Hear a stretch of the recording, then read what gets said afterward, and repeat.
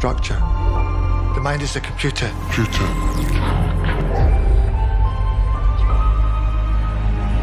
Suddenly. What if the person you loved most left behind a final message, one you were too angry to ever read? What if the technology you feared the most was the only way to fix the damage you caused? This is Black Mirror's most emotional story yet. Welcome to Eulogy. Stay with us, because the ending, it will break your heart. When Black Mirror moved from Channel 4 to Netflix, it quickly became the gold standard for thought-provoking sci-fi. But with Season 7, Episode 5, Eulogy, Charlie Brooker shifts the focus.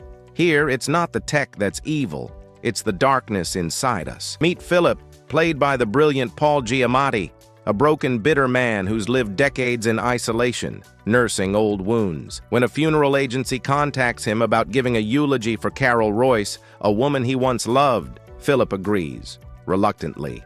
Because Carol is also the source of all his pain. The agency sends him the Eulogy technology, a memory scanning system powered by a small device, like the famous grains from earlier Black Mirror episodes. By reliving old memories, Phillip is supposed to help build a tribute to Carol. But there's a major problem. Phillip has cut Carol out of his memories. Literally. Photos are slashed, faces are forgotten. His bitterness has wiped her away. As Phillip steps into his mindscape, led by a digital guide, he can't even recognize Carol in the memories. The deeper he goes, the more twisted the truth becomes. At first, Phillip paints himself as the victim, but memory has a cruel way of revealing what we try to hide. Through flashes of the past, we see the truth. Phillip did love Carol once, deeply, but he didn't love her right. He tried to control her, to box her into his world. When Carol left to explore her music career in New York, Phillip's jealousy, fear, and toxic pride consumed him. Phillip cheated on her, lied to her, manipulated her, and when Carol tried to reconnect, tried to rebuild what they had, he proposed in a crowded restaurant without really understanding her struggle. Carol, heartbroken, pregnant, and alone, fled. Phillip, blinded by rage and humiliation,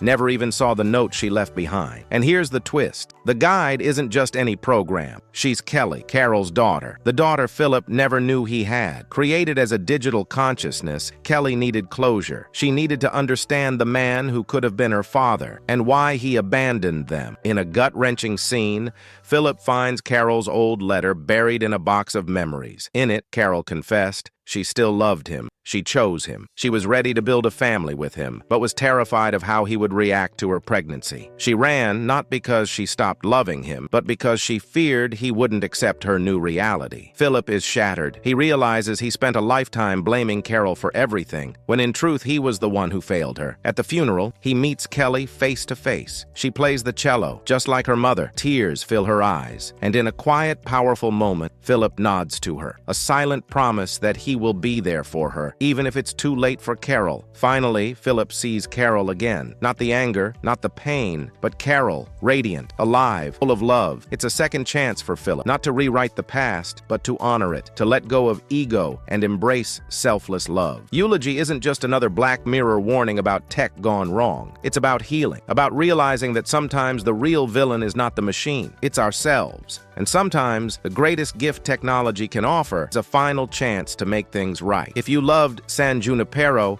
or Hang the DJ, Eulogy will haunt you in the best way. What would you do if you had a second chance to fix your biggest mistake? Let us know in the comments. And don't forget,